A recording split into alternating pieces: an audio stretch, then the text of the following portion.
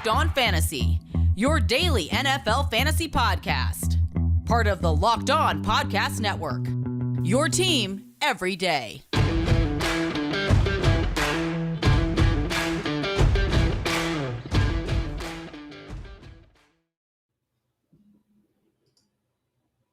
Welcome into the Locked On Dynasty Football Podcast, everybody. I am Kate Magdziuk. You can follow me on Twitter at FFBallblast. And as always, I am joined by my awesome co-host, Marcus Mosher. You can follow him on Twitter at Marcus_Mosher.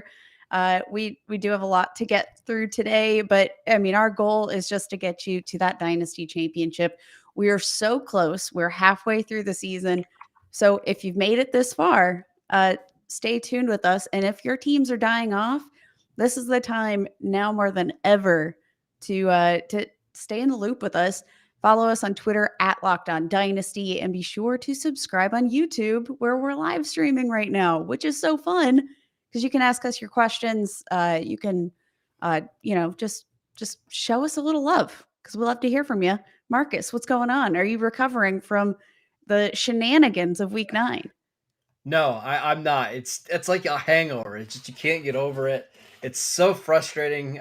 We don't even have to talk about my Dallas Cowboys today, but I think we should. We should talk about one of no, we don't have to. One of your former Steelers, Kate, James Conner. He's got to be the biggest winner of Week 9, right? Oh, absolutely.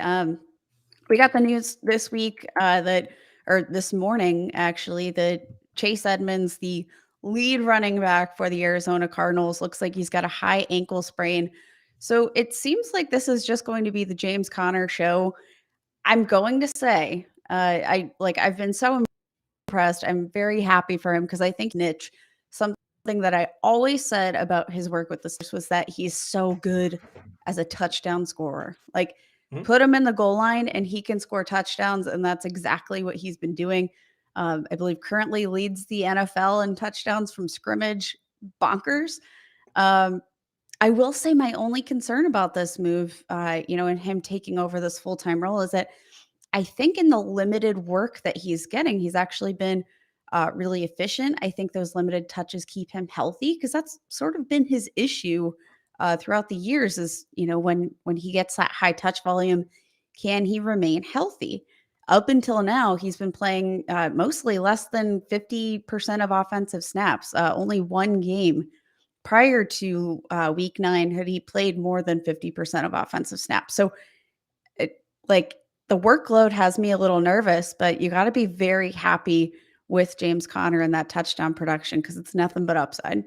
All right, so let's talk about Conner for the rest of the season. So high ankle sprains are usually 4 to 6 weeks for running backs, right? And that's what Chase Edmonds has. So it stands to see that we're going to see Conner basically be the lead back here for the rest of the season. Benjamin's going to factor in some, but Kate, you kind of mentioned it. James Conner already has 11 touchdowns this year in 9 games. We saw 21 carries from him in this one. What is his value just this year alone for the next, let's say, 8 games? Barring injury, I think he's very easily a weekly RB2 with RB1 upside. I mean, it's really hard to argue with that touchdown production. This is a very high scoring team. This is a productive offense, and we saw them be productive even without their key weapons in Kyler Murray and DeAndre Hopkins. I'm treating him as an RB2 pretty much rest of season until we see Chase Edmonds work his way back in. Again, my only concern about that, giving him that label, is really the touch volume. Can he stay healthy? But I think as long as he's on the field, that's what he was doing with the Steelers, right? Yep. When he's on the field, he's healthy, he's productive. All right, let's talk about him long-term because this one's fascinating to me. He signed a 1-year contract with the Cardinals this offseason. He's 26 years old. He'll be 27 next year.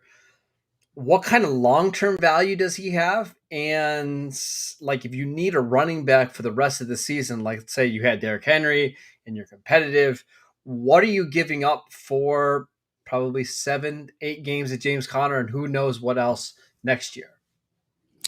I think James Conner's kind of in an interesting position because clearly the market wasn't very high for him. He signed a pretty like minimal contract. I was expecting him to get a little bit of a better deal, especially in that 1 year market. It's the 1 year prove it deal.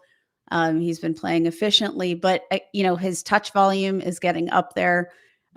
His age getting up there. He's only 26 right now, but when he hits the free agency market, he'll be 27.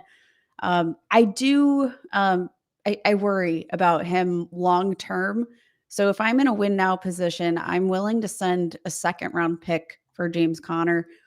I can't justify going much higher than that just because of the uncertainties in terms of his contract situation, in terms of his long term health. All of those question marks just make me a little bit nervous. But I love James Conner. He's so talented. So we only have one trade right now in Dynasty League football to look at since yesterday's games to kind of tell us where his value is at. But it's a second round pick in 2022. Would you give up that if you need Perfect. a running back? Absolutely. That's good. Okay. That seems like a fair price. I don't think that's all that unreasonable. Okay, we're going to continue to talk about some of the biggest winners and losers from Sunday. And man, there was a lot of them. But let's take a quick break so I can tell you guys about DirecTV. DirecTV is how I watched all the games on Sunday. I've got a nice little setup where I've got 3 TVs downstairs. So I was able to pay attention to everything going on. And I couldn't do it without DirecTV Stream. It brings you live TV and on-demand favorites together like never before, which means you can watch your favorite sports, movies, and shows all in one place. And the best part, there's no annual contract. So stop waiting and get your TV together with DirecTV Stream. You can learn more at directtv.com. That is directtv.com. All right, Kate, let's talk about some other players that had big games on Sunday. We should talk about Nick Chubb. Not that his value is kind of ranging up and down, but he finally looked healthy again. 14 carries for 137 yards and 2 touchdowns. Also added in 2 receptions for 26 yards. How many running backs going forward do you want over Nick Chubb? Obviously, I think Jonathan Taylor's fine, right? Swift, McCaffrey, Najee, and then it gets a little interesting. What do you think about Nick Chubb going forward? Definitely, like Jonathan Taylor consensus RB1. I think like the most interesting question for me right now, because like Nick Chubb, when healthy, he is absolutely studly. It doesn't really matter if he's on the field with or without Kareem Hunt. He just has just impeccable value, and this is an offense that loves to run the football. So, Nick Chubb, so talented, but like still the receiving upside is limited. That's sort of offset by just the way their offense is built around the run a little bit. But I still think I'm taking Jonathan Taylor. I'm still wanting Christian McCaffrey. The line sort of blurs for me. So I'll take Nick Chubb over a guy like Joe Mixon. Dalvin Cook, I will take ahead of Nick Chubb. But like the line is blurred for me right around like Alvin Kamara, who, the future is quite uncertain for Alvin Kamara, just, with the question marks at quarterback for what is the Saints offense going to look like? I think he's a top 6 running back, but I can't put him in the RB1 conversation just because of that just limited receiving role. And, the fact we will see Kareem Hunt return to the lineup eventually. I agree with you. I think that's probably where I stand on Nick Chubb as well. Let's get into some more winners from week 9.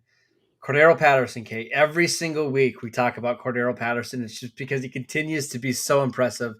Didn't do a ton as a runner, 9 carries for 10 yards. Yikes. But 6 for 126 as a receiver on 6 targets. The guy is just so good right now. Long-term value, does he have any? How are we valuing Cordarrelle Patterson? This is another guy that I'm willing to make the trade for if I'm in a win now position. He's currently the running back 6 in the season and half PPR formats. You're super, super happy about that. But I do think like if we were to see Calvin Ridley back in that lineup, if we were to see, just that dynamic working better. Obviously, he's totally out of the market now, but even when he was in, it just didn't feel like they were clicking as much. Yeah. I think if there were more variables around, if they had a better rusher in Mike Davis, I can't imagine that this would continue. I'm looking to sell high if I can, but I mean, like if you're in a win now situation, he's a guy that I absolutely want, and another guy that I'd say go ahead and offer a second for. But Yep. it's just so hard because we have seen this production week in, week out. You have to start him. He's a must start at this point. But do you really trust that he can truly, truly break out for fantasy football this late in his career? I don't know. I don't know either. This one's really fascinating to me because you would assume that Calvin Ridley is eventually going to come back. Kyle Pitts is still there. It's not like he's having a ton of rushing success now like he was early on in the season. But, man, if he's going to continue to make big plays, I don't know how you value him. Let's go to our friends at Dynasty League Football. Let's look at some of their recent trades, and we'll just go through a couple of them. Damian Harris, straight up for Cordarrelle Patterson. Ooh, that's actually that's Because really Harris hard. got outrushed by Ramondre Stevenson this week, and we know how fickle Bill Belichick can be with running backs. He is fickle. Damian Harris, I think, is like super talented, but I still think I take Damian Harris. I do, just because I Yeah, I feel agree with you. more comfortable with the his overall usage so far in his career. He's been a fantastic rusher. The consistency is not going to be there, but up until this point, I can say the consistency has not been there for Cordarrelle Patterson. Yeah. So, How about for a wide receiver, Michael Gallup, straight up? hmm. I think if I'm in a rebuild situation there, I lean Gallup just because I believe in the Mhm. talent. And we have seen him produce at, the wide receiver 2 level, still young. Rebuild, I'll take Gallup. In a win now, I might roll with Cordarrelle Patterson. This one's really fascinating. Two guys that might not have starting jobs next year, but are super productive right now. Cordarrelle Patterson for Darrell Henderson. Oh, Darrell Henderson. All day. I All think I day. agree with you. Yeah, I agree with you on that one. He's All right, let's get. electric. Like trust the things that you're seeing because like even in prime time didn't look that fantastic, but overall this season his tape has looked really fresh. He showed a lot of burst. Uh, like he's showing you everything that you probably wanted out of Cam Akers. Mhm. I believe in the talent. I think he's going talent rises. Come on. All right, so who else do you want to talk about from this week that you thought performed well? We'll get to some guys whose value maybe dropped a little bit, but any other guys you want to mention, Kate? I think we need to just shout out all the quarterbacks. It was a cesspool this week. Joe Burrow, he was like my guy, my start, and that didn't pan out. But I do think we should acknowledge like just the number of young wide receivers that had just absolutely fantastic weeks. Starting at the top, so far leading into Monday Night Football, Elijah Moore is the wide receiver Mhm. 1 in half PPR formats. Wide receiver 2 on the week is Devonta Smith. Put up that 160-yard, 1 touchdown game. It was fantastic. And then you had Marquis Brown, Brandon Ayuk, Donovan Peoples-Jones with a 60-yard bomb. It was a nice week for these young wide receivers, even though overall wasn't the tastiest dish across the league. So I do want to shout out some of these young guys who are making some statement games here and helping carry our disgusting fantasy teams through this awful week. I want to talk about Hollywood Brown because that's a really interesting one to me. I had another big game, second week in a row with at least 12 targets. Caught 9 passes for 116 yards.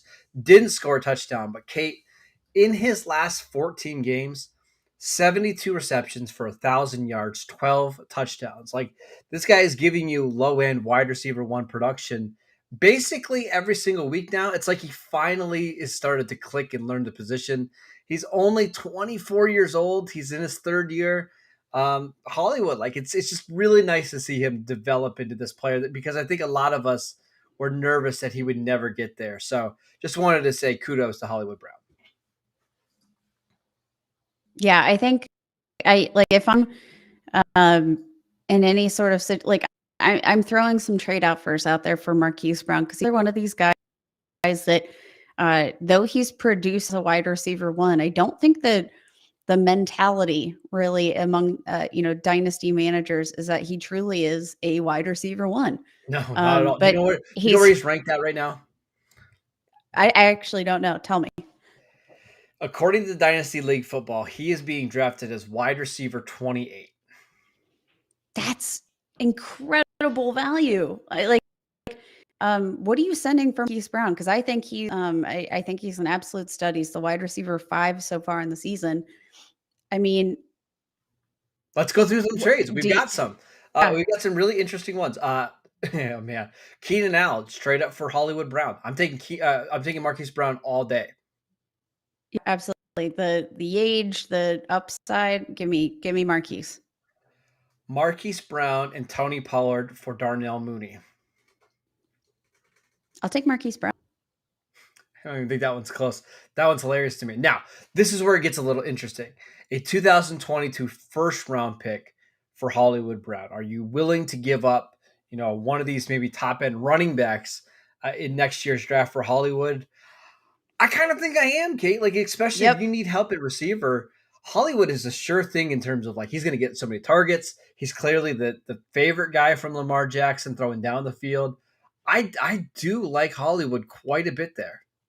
He's averaging 8.6 yards per game, ranks 6th among wide receivers in terms of receiving yards. Like, I mean, he's been a stud, and this is a team that puts up points.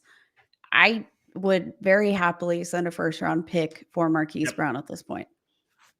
He's on pace this year for like 1,400 yards and 13 touchdowns.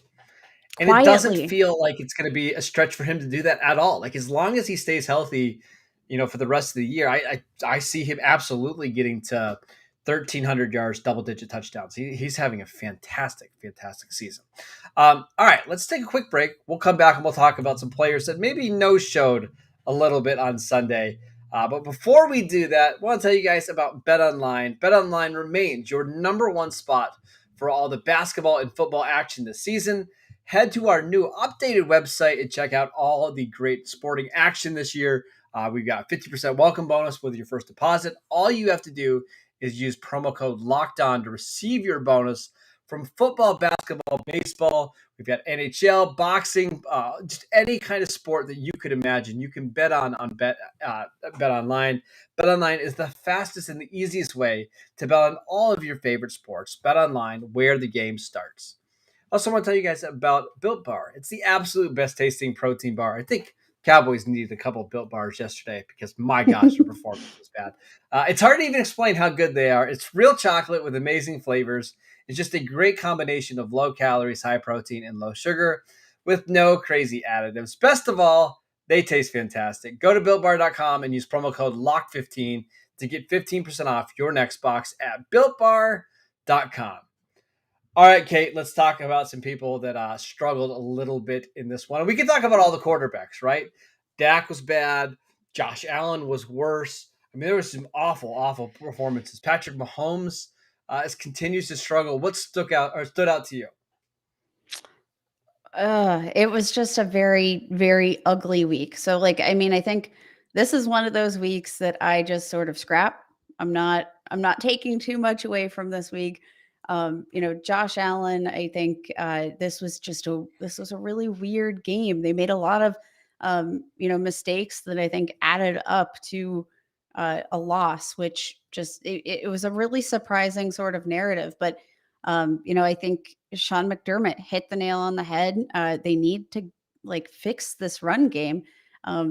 And when I say fix, it's not even that they really try to establish the run at any point. So I think there's a lot of different narratives going into this week that we're just throw them out the window. I don't really know that there are any solid takeaways, maybe other than the fact that Jordan Love like how comfortable are we feeling about him being the future of Well, the Green that's Bay really Packers funny because franchise? that's what I was gonna say was my biggest takeaway is, man, if you've been holding Jordan Love because you're hoping that 2022 is the year that he's the starting quarterback in, in a super flex league or whatever, you got to be really concerned because he did not look ready at all. And he had a year and a half to get ready for this game. And it's not like the Chiefs have this uber great defense, right? Like, pretty bad. And this is actually a great spot for him. And he just looked completely unprepared. And now you just wonder, Kate, like, do the Packers have no choice but to appease Aaron Rodgers next year and just bring him back? Because how in the world can you go from Rodgers to Jordan Love next season? I mean, I feel like this is just sort of an indictment on the team itself. Like this entire situation, top to bottom, with Aaron Rodgers was managed very poorly. Like from the moment you drafted Jordan Love, this situation was a disaster. I don't know that you do give in to him though, because it feels like he's sort of like he's doing that thing in the candy store where he wants, a blow pop and mom won't give it to him. So he's holding his breath until he passes out and he'll eventually wake up in his mom's car. But like the drama, the flair for dramatics, like if you're not in a place where you're going to really just bend over and kiss the booty of Aaron Rodgers, which it doesn't seem like they're hammering to do. I think you just kind of got to call it a wash. And I think, maybe on both sides, both parties are going to be better off for moving on. How about the Jets quarterbacks? I think this is another Oh, man. interesting takeaway. So we saw Mike White in week 8 come out 26 fantasy points. Was like such a pleasant surprise. Obviously got injured this week, but then Josh Johnson comes in 24 fantasy points. Uh, like the question is not, is Josh Johnson or No, Mike no, White no. that good? The question is Zach Wilson that bad? Maybe. And that's concerning. Man, if you put a lot of stock in these young quarterbacks, you're a little frustrated right now. Even like Trevor Lawrence really struggled again on Sunday against Buffalo. Didn't really do anything, hurt his ankle in that one as well. So it's a rough time to be a young quarterback in the league. Trey Lance can't even get on the field in San Francisco. We'll see what Justin Fields does tonight against the Steelers defense. But man, the young quarterback landscape does not look great right now. I just What's pretty incredible though? I need to say one more thing about these rookie good. quarterbacks. Trey Lance only has 5 fewer fantasy points on the season. Trey Lance has 5 fewer points than Zach Wilson. Thanks. That is the ultimate indictment because Trey Lance has not been on the field At all. at all. At all. So that's bad. That's really bad. That's not great. No. I just wanted to circle really quickly back to Jordan Love because going into this game, there was a lot of people who were very optimistic about his long-term value. I'm looking at our friends at Dynasty League Football right now. I saw multiple Superflex leagues where he's going for a first-round pick just 2 days ago, Kate, or being traded for, some pretty decent, assets, whether it's, Keenan Allen, or there's a trade here for Chase Edmonds, or a trade here for Kadarius Toney. So like a lot of people were really expecting him to be this guy in 2022 that's going to come right in and be a top 15 fantasy quarterback. We're not even close to that point. I think there's a better chance now that he doesn't even start at all next year rather than being a top 15 guy. So pretty rough performance from Jordan Love. Anybody else you want to shout out before we head out? No, I think that kind of summarizes the week. It was a very, very odd week. I want to be encouraging to all of our listeners because this was tough. I have some really stacked dynasty rosters that came out abysmally this week. Yeah. Just top to bottoms, all of your studs really just totally disappointed. A lot of wide receivers that have ranked top among all wide receivers for the season. We saw some really down weeks. So I hope y'all walk away with the win. But I do want to say, hopefully this was as crappy a week for your opponent as it was for you, for me, and we'll bounce back. Like we got this. Yes, that's a good way to end the show. Let's hope next week is a little bit more normal. But I've got a feeling it won't be. We got some teams on bye. We've got some interesting matchups. It's just the way the NFL has been this season. It's been just a roller coaster every single week.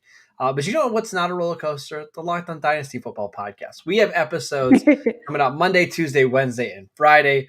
Matt and Ryan will be back on Tuesday and Wednesday. We'll be back on Friday after the Thursday night game between the Ravens and the Dolphins. You can check out Kate at FF Ball Blast. I am at Marcus_Mosher. Please follow along at Locked On Dynasty. Download the podcast wherever you get your podcasts. Enjoy Monday Night Football, and we'll see you guys next time.